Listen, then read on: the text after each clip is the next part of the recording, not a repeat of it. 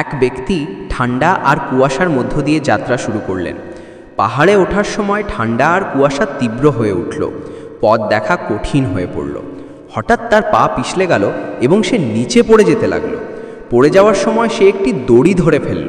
আতঙ্কিত হয়ে সে দড়িটি শক্ত করে ধরে ফেলল।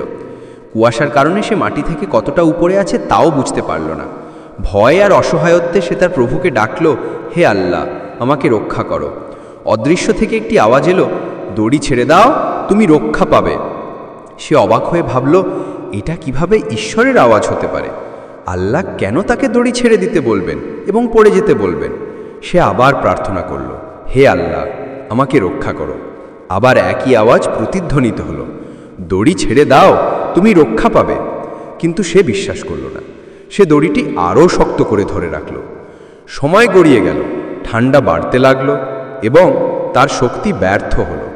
অবশেষে সে নিজেকে দড়িতে বেঁধে ফেলল। সারা রাত তুষার আর ঠান্ডায় সে কাঁপছিল, আর সেই অবস্থাতেই সে মারা গেল। পরের দিন পাশ দিয়ে যাওয়া এক কাফেলা এই দৃশ্য দেখে অবাক হয়ে যায়। লোকটি দড়িতে ঝুলন্ত অবস্থায় মৃত অবস্থায় ছিল, তার আর মাটির মধ্যে মাত্র কয়েক ফুট দূরত্বে ছিল।